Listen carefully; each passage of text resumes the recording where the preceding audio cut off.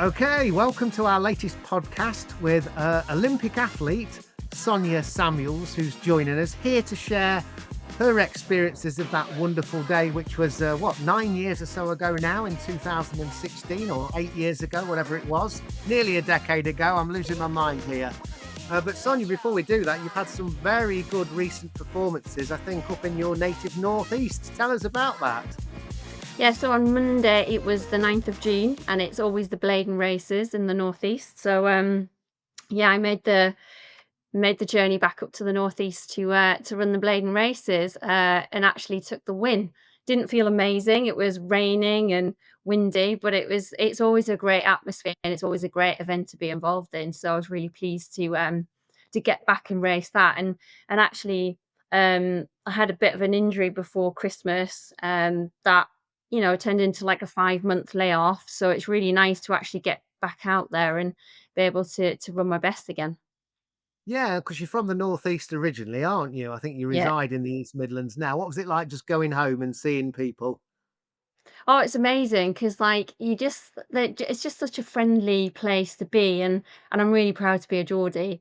I know I've lived here since I went to university here, but my heart is still in the Northeast, really. So, yeah, and I ended up, everyone got a ham and peas pudding stotty, um, at the finish line. So if you don't know what that is, um, you should make the trek to the Northeast just to enjoy a ham and peas pudding stotty.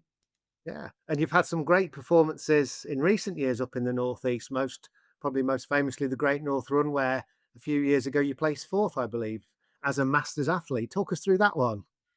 Yeah, I mean, I think it's just the thing of going home and being at home and racing in front of your home crowd. It's a special thing, and I think it's another great event that's really well supported along the whole of the course. So you can't help but like feel inspired by everyone supporting and running well. And I think that was probably in my comeback since having faith. That was probably a standout performance.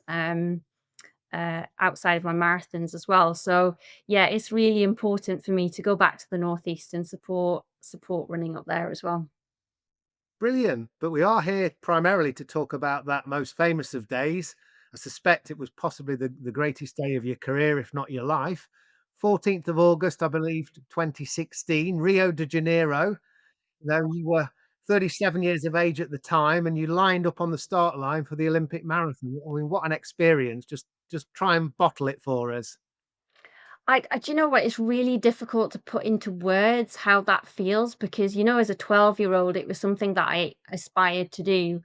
And you're never guaranteed to make it as an athlete, to become an Olympian. So it is the pinnacle of anyone's career. And it's kind of all that work that you've put in, and it's not just the few months beforehand. It's literally like the years that you've built up to that, and to be stood on that start line, I can still feel the goosebumps and just watching the flags wave.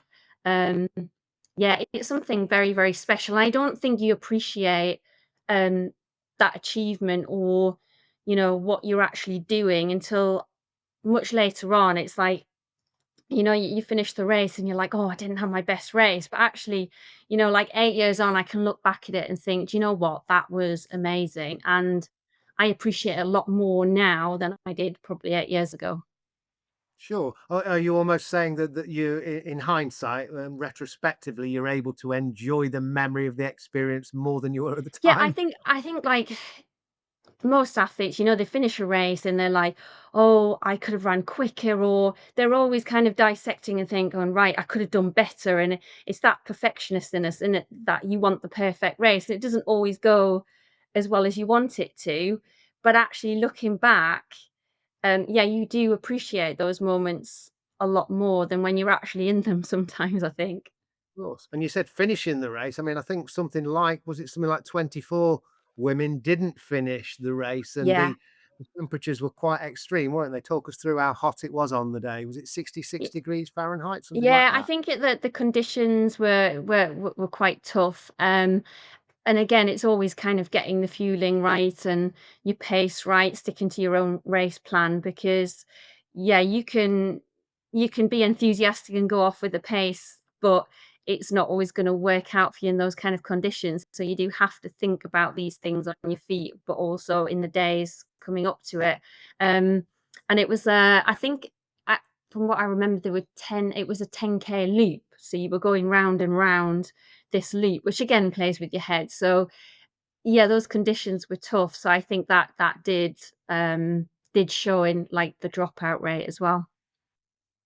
Of course, yeah, and I think it was you placed 30th. Were you pleased with that? Because we also had our own Ali Dixon, 2 new levels coaches in the same race, and you were quite close to her, weren't you? As you know, the top 2 Brits in the field. Were you pleased with that as an See, if you'd outcome? asked me that, on the day or the day after, like, I'd have been disappointed, because I would have really liked to have been top 20. But when I look back at it now, and I look back at, the race itself and the conditions I had to deal with, and the fact that, there's been a change in placings, let's say, since then, I look back at it now and I think, "Do you know what? That's being 30th in the Olympics, that's amazing." And Yes. yeah, and I like I say, I appreciate it more now. At the time, I was pretty gutted about it, if I'm honest with you. Mm. And that's just the way we are. That's just the way we kind of work through things in our head. So, bridging to the next topic, it's all a question of psychology and our thought Yeah. processes, isn't it? And you're kindly helping our athletes today with those thought processes because we're going to talk, aren't we, Sonia, about a model that we're both familiar with. It's sometimes called in the literature the circles of concern model, or you may have heard of it if you're listening in as the spheres of influence theory, developed by a psychologist called Dr. Stephen R. Covey. And again, a lot of people will go, I've never heard of Stephen Covey, but they may have heard of his 1989 classic, which kind of went into the bookshops, The 7 Habits of Highly Effective People, a kind of the sort of book that a business guru would read, an influencer would read, sold in excess of about 20 million copies. And really, this kind of model that he developed, that Covey developed, owes a lot to the founding father of social psychology, a guy called Kurt Lewin, who lived between 1890 and I think 1947. So if I can just explain a little bit about the theory and what it means is, you've got 3 circles, and we call them in the associated article that we've done, Sonia, with your help, your kind input. We've called them ever decreasing circles. In the middle circle, we've got what we call the circle of control. That's what we as athletes can directly control through our thoughts, our actions, our behaviors, that little tight circle. And then outside that first circle, we've got what we call the circle of influence. Now, they're the things that we can't directly control them, but we can shape them, we can influence them and have a say there. And then finally, we've got that outer circle, the bigger circle, the circle of concern or worry, if we like. And those are things that we may understandably be concerned, worried, stressed, anxious about, but we perhaps should try and let go because we have little or no control over them.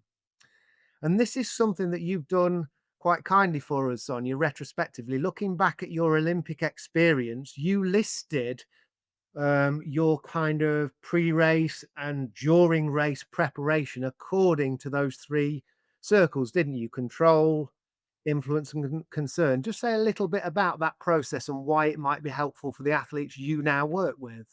Yeah, I think so. Like, especially in that, the final 2 weeks, your taper or your peaking, whatever you refer to it as, it's really important to kind of get your head in the right space, because I think that's when you start getting a bit of paranoia, as we call it, or start doubting your training, doubting are you in the right shape. And I think it's really important.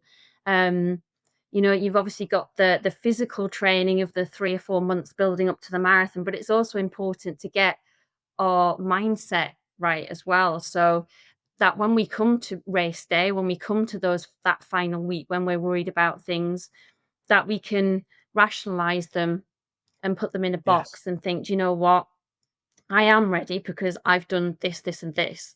So again, you look at the things that you can control, things that you can influence, and the things that you can't control, and you kind of put things in those boxes so that you can deal with them in your head. Yeah. So for example, the ones that you can control, or you sort of your nutrition. So it's really important, you know, not just in the 2 weeks before, but you know, the few months before, to be starting to work on that Yeah. fueling strategy and that hydration strategy so that it's completely nailed by race day. Yeah. So that's And the first one. The obvious one is nutrition, but you also mentioned that you controlled the shoes and the kit. Now, you ran in probably the days before super shoes. yeah. How important is that? When you say the kit, did you put your GB kit on, or how far did you take that kind of habituation? Yeah, so there's obviously everybody's got a couple of key sessions that they like to do in the weeks rolling into the race, and it's important then. Okay, right. If I need a new pair of shoes, then I need to run in them. I need to break them in. I need to break them in as slippers in the house, and then I need to go out and do a run in them. So I would pick a couple of key sessions where I would wear my shoes and also my kit as well. Because obviously, when you go to a championship like that, or you bought yourself a new vest or a new pair of shorts, you need to make sure they don't rub in the wrong places. So you need to try them on and actually do a session. And you know, if you need to tweak them or adjust them, or yeah, maybe put some Vaseline on or whatever, then again, it's you've kind of nailed that as well because that's already sorted before race day and you don't have to worry about it. Yeah, and it seems to me you're a great fan of writing things down. You said that, you would write down almost like in timeline fashion how the day would pan out. What is it about the process of writing stuff down that works for Sonia Samuels? I think for me, it's kind of setting that in stone. What is my plan on the day? What's my plan the day before? So the 2 days before, I would literally write down, okay, what I'm going to eat, from like breakfast down to dinner before I went to bed. But then on race day, I would literally write down what time I'm going to get up, then what time I'm going to get dressed, what time I need to leave, what time do I need to be on the start line, so then what time am I gonna take my gel pre-race? Right down to, what time I'm gonna put my shoes on and things like that. And I think for me, it would just make me feel settled, that I knew exactly what I was doing because it's written down. I don't know what it's something about writing it down. It's also like you're also, affirming something in your head. Yes, an affirmation. You've Yeah, used that yeah. word. Yes. Brilliant stuff. And you would do this in terms of mental prep as well. I know that in a kind of training diary format, you would, I gather, write down things that had gone well and those positive affirmations. Tell me how you did that. So I would write a weekly review. So it would be on a Sunday, every Sunday evening. I would write three things that had gone well, three things that hadn't gone so well, and then a couple of things I was going to do in the next week to try and put things right, if you like. And you find that just writing down those positive things, you're like, yeah, wow, I nailed that session, or um, I've had really good sleep this week, or I've eaten really well this week, or I've done some good lifting in the gym, or I've done my core or whatever. And then Mm. you might get to the things that you didn't do so well, and it might be like I haven't stretched enough, or I didn't do my bums and tums. And then the next week you would say, okay, right, I'm going to focus on doing this to make things better. And for me, like when I again, it's that thing about writing things down. It would always be in my head. Think about all those 3 things every week you were writing down that went really well, and it just makes you Yes. feel positive going into the actual marathon. Yeah. We're almost magnifying what's gone well, aren't we? It's good. And also, you did say that you were in control or felt in control of rest and recovery, sleeping habits. What were your rest habits like leading up to So yeah, back in the day, I would easily sleep for 9 hours in the evening, but I've always been someone that goes to bed early at night, and someone that doesn't. I'm not particularly a scroller, so I would take a step back from social media, and especially in the last couple of weeks before a big race. I think the last thing you need to do is start comparing yourself to people. Again, that's something in our control. So you can maybe have a limit of how often you're on your phone. Okay, right. If I checked Instagram in the morning, then maybe I won't go back on it again that day. Um, the other thing I would do is make sure I was in bed by 9 o'clock, and I would quite often read because that would send me to sleep. And then I would feel calm going into the night's sleep as well. And then I was very lucky to be a full-time athlete, so in the afternoons, I could just go and lie down for half an hour, didn't necessarily go to sleep, but I would just put my feet up. Yeah. Um, and, you read a lot even now where people say, if you can just take 10 minutes to go and lie on the floor or put your feet up against the wall and do some breathing, just to chill out for 10 minutes. I just think we just live in the fast lane so much, we just don't take, and even if it's just 10 minutes for ourselves, it just really helps kind of the rest of your day and your life in general. Excellent stuff. Go on then, give us an insight. What sorts of stuff do you read? There's two types of athletes. Ones that I think read a lot about, I don't know, maybe Athletics Weekly or a book that inspires them about running the night before. Other people might read a crime novel or something like that. Yeah, What helped I'm you more with of a that? crime kind of thriller. I like to scare myself sometimes, but I do like I studied history at university, so I'm very much into like reading things about Germany, you know, post and pre-war and like kind of like things that to do with like the Second World War and things like that and Nazi Germany. I'm Yes, like kind of into that sort of thing. I'm with you. That's Mm. interesting. Nutrition, shoes and kit, breakfast, race day plans, mental prep, recovery, avoiding social media. What's that? 3, 4, 5, 6. About 6 things that you felt that you could control. Quite a Yeah. lot, isn't it, really? Yeah. So there is quite a lot in our control, and that's what you've got to realize. Okay, that's that you can take control of those, and you might like moan on about them, or like, yeah, like, um, I haven't got this or I haven't done that, but actually you have because we practiced it all the way through the build up. So it's just making sure that you're aware that you do have this in your control. Obviously, there's things that you don't, but there's also ways of dealing with that as well. Of course, yeah. Okay, let's take a quick breath there. We've looked at the circle of control, that inner circle. Let's broaden it a little bit to things that are not out of our control, but we can influence. And we've got that kind of a little bit of control over, but not total control. You're a great fan of the kind of key words, that people key affirmations. You mentioned here that during the race you'd write down things to say and remind yourself in your head, be brave or carpe diem. Is that the Latin for seize the day? Yeah. Things like that. It's also on my But also, bracelet. yeah, go on, talk us through those things, how you did it and your bracelet and things like that. So this bracelet was actually made by a little lady in Kenya when I was there in 2015. And I actually wore it right through till the day after the marathon in Rio, and then I took it off, and there's a little story behind this because, yeah, I took it off, and it had been somewhere in my drawer, and then, a couple of weeks ago, it just appeared on the side of the sofa. I was like, "Where's" Faith had obviously gone through and found it. So I thought, "You know what? I'm gonna put that on and remind myself, seize the day." Um, so I reminded myself of this on Monday, actually, when I was doing the Bladen races. So that is always been one of my keywords that, especially in the later stages of the marathon where you really just want someone to tell you, "You can stop now," but you can't because 'cause you've still got 3 miles to go is carpe diem, seize the day, and every race is an opportunity to show how good you are, and just think of the disappointment if you didn't finish. So, yeah, this is one of my really key things that I use quite a lot when it's really starting to hurt. But the other ones are like be brave and smile. They're all positive words that kind of if you're really feeling crap, that they're gonna just, boost you up and make you feel a bit better.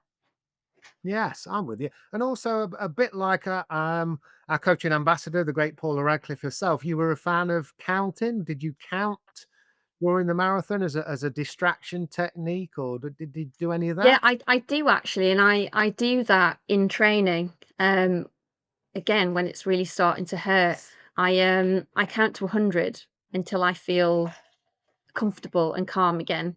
So I do that quite a lot, and I know how many hundreds fit into a mile or a K. So it's quite a thing for me to count to 100. Yeah. And where did you was that from, Paula? Or did you come up with that yourself, or is that something that top athletes share? Or I think it started when I was in Kenya, and someone I can't remember. I was on a run, with a friend, and we there was this hill back up to the camp. Oh, and it was just like every time you finished a run, you had to run up this hill. And I remember saying, "There's 100 steps between that tree and that tree."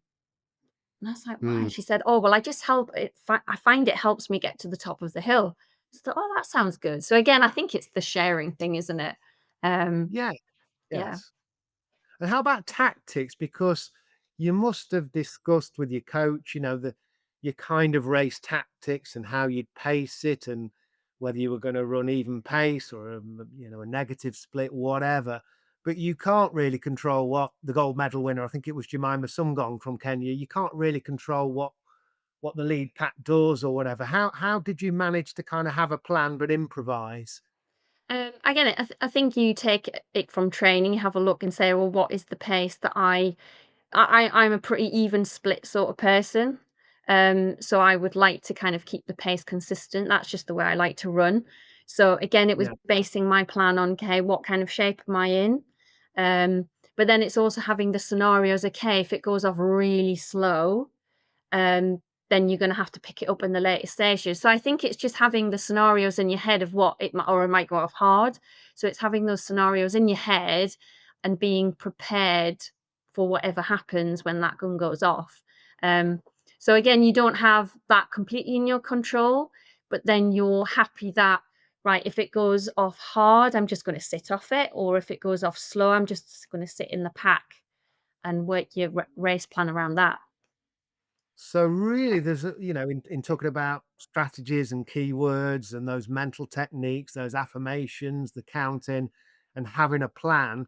That's a further two things that we can try and drag into, if not quite control, at least Yeah, influence. We've got eight things along with control and influence that we can have a degree of control over, exactly. which Yeah. is great. Yeah. Yeah. Things that were out of your control then on the day. I mean, obviously, we mentioned what 66 degrees Fahrenheit, 24 young women dropping out of the race. I mean, how did you deal with the fact that, okay, you can respond to the weather, but you can't control it? I mean, did you wake up and panic and think this is not the British climate, or I'm habituated through training camps? How did you deal with the weather? Yeah, so I think you've got to think, what can I do to best prepare for when the weather's warmer? And it might be that, if you live in if you live here in England, it's a bit more difficult if the weather's been rubbish over the winter. So it might be like, right, I'm going to wear some extra layers, or I'm going to go inside on the treadmill with a layer Yes. on. So you do have some of those in your control, but then I think, again, I was very lucky that I could, spend some time abroad before going into the holding camp. So I was there at least a month before, out in Brazil anyway, so I was able to get used to the heat. So that kind of, although it's gonna be a tough day out there, you kind of got, Yes. "Right, I've been here for a month and I have had the time to acclimatize as well." And you Yeah. also think I also have my hydration strategy in place, and it might be that you need to think about, when it's really hot, just putting some water, on your neck and your wrists as well, because you don't really wanna pour loads of water over your head because you end up wetting your shoes. When your shoes get wet, you get blisters. So again, it's thinking, "Right, I need to cool myself down," but not kind of then give myself blisters as well. Yeah, and you mentioned the ice vest, ice packs, and simple things like wearing a cap. Did you wear a cap on the day, for example, and stuff I like that? did, yeah, and sunglasses as well. I just think, like, trying to keep yourself as cool as possible. You didn't borrow Jenny Meadows' sunglasses. She made the sunglasses. No, no, I'm a big fan on sunglasses because I find, like, if you're warming up or, pre-race, people don't tend to approach you as much, because they can't see your eyes. So you kind of can Yeah, just concentrate and focus on your own thing. So that's where the sunglasses thing started for me, just to kind of shut myself off and get ready before the race. But yeah, it also helps those pesky flies as well. You yes, don't wanna be getting flies in your eyes, it's really annoying at this time of year. I'm with you. Okay, so the weather's out. You can it's a concern the weather is, but we can still, try and drag that concern into a kind of sphere of influence with the cap, the ice vest, and putting stuff on your neck, your wrist before or during the race. Yeah, let's just stick with the stuff that is out of your control. You mentioned the kind of pacemaking or other athletes' tactics. Just be honest with us. Was there any point of the race you felt out of control, concerned, or whatever, as if you'd completely lost control, or how did you deal with that? So again, I know it's a little bit different, but we have allocated drinks tables every 5K, and it's really important for me in my head to make sure that I hydrate and fuel earlier on. Mm. I say to all my athletes, make sure you get that hydration in early on because that will have a knock on effect later on in the race. So for me, like the drink stop that because so it's every 5K, the drink stop that you get at 40K is not really gonna do anything. But for me, I think it was one of my key stops at like 15, 20K, which had a caffeine gel on it. Yeah. Um, I missed it, and I didn't manage to get hold of the bottle. So then you go into like panic mode, right? I've missed my gel and I also don't have my bottle of water. So it's kind of like, what can I do? So Mm. there were like plain water stops further on, but again, you've kind of if you practiced every 5K or every half an hour to take this gel, and I didn't have my gel, so it was all about kind of keeping myself calm at that point because then I could feel my mind kind of working overtime, going, "I've missed my gel. What am I going to do?" Mm. But I think again, if you've fueled, in the week before and you managed to get your other gels, it's a tiny little thing. And I think you really got to kind of then have that conversation with yourself. Okay, stay calm. It's not a problem. We're going to get the next gel, or yeah, just think of, right, I've eaten really well all week. It's going to be fine. So it's not what happens, it's how you respond to it, is what I'm hearing. Exactly. I think we can when we're in that race situation, you can always blow things out of proportion. It's a bit like when you're running in the road and some car starts to have a go at you. You can get really riled up. Whereas I'm quite a calm person. Normally it wouldn't bother me, but it's in that situation when you're under pressure that you really Um, have to be able to deal with those situations. And I think that comes with practice during your build up.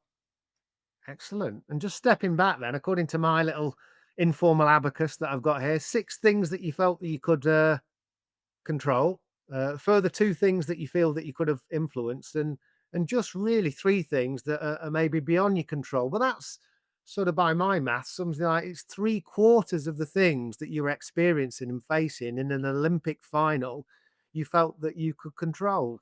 Does that surprise you when you reflect back? Um, it does actually, but in a way, like it shouldn't because these are something that I'd practiced time and time again during that build up, and not just that marathon, but marathons before. And I think we get better at it the more experienced we are at Yeah. racing over the marathon distance as well. So it does come with experience and it comes with practice. Excellent. And just to wrap up, if you do look at the article that it will be on the New Levels website, Sonia and I finish our article by asking you the following 4 questions, really. These are questions for your own self reflection. Number one, what is my current psychological approach to dealing with race days? What do I do at the moment? Where am I at? Number two, what things in planning for race day am I able to control or at least influence, like Sonia? And there'll be a lot of things that you can control or at least influence. Thirdly, which things on race day are beyond my control? But fourthly, why should I work on learning perhaps to let go of the things that I can't control and not worry about them? Anything to add to that, Sonia? No, I think those are really good questions that we should all ask ourselves and make sure that we know the answers to those before we get to race day. That's the key thing to have those. And even if you take a piece of paper, write those questions down and write it down and get it clear in your mind. Okay, right. I know the answers to these questions. So when they pop up, I can answer them in a rational way. Excellent stuff. I'm just going to ask you more as a fan and a coach now. Who we've got the World Championships. Are they back in Japan this year? Have I got that right? That's right. Is Yeah. it Tokyo? Yeah. Yeah, who's catching your eye of the let's think about the women's marathon, your primary event. I know you did loads in the cross country and won European medals there with Team GB, but who's catching your eye at the moment as a kind of up and coming or established kind of British marathon runner that might do well in Tokyo at the World Championships or the next Commonwealth Games or whatever? Yeah, I think, I really enjoyed watching, Rose Harvey and how she's come through, and she's running some Yes. really, impressive times. You've got Charlotte Purdy's as well, and I'd like to see Eilish McColgan maybe run Yeah. sub 2:20, that would be good as well. Excellent stuff. And what's next for Sonia Samuels then? What's your next goal? Because you're still very much doing great coaching, mentoring, but you're also still highly competitive. Yeah, so I've decided to take the summer off road racing, and I'm actually going to dabble in a bit of trail running. For me, like it's going back to my roots. I'm a cross country runner at heart, so it's I know it's not quite cross country, but I think it's the kind of running that I enjoy doing, and I'd like to be able to coach more people doing trail stuff. So for me to have a better understanding, I feel like I need to go and do it myself and experience it and again, kind of throw myself into that new challenge. And is that more because, I guess, from talking to people like our own Gemma Hillier Moses and people like that, and James Tilley and some of the wonderful athletes that Lewis and the team coach, Yeah. as well as yourself, is that because it's more trails are more about the process, more about running to feel rather than being bothered about hitting a split? Is there an Yeah, element of that? yeah, absolutely. I feel like it's the roads is such a pressurized environment. It's all about splits and how fast you can run from A to B. And I think it's just I'm not saying it's not hard because running up a mountain and running back down again is something else.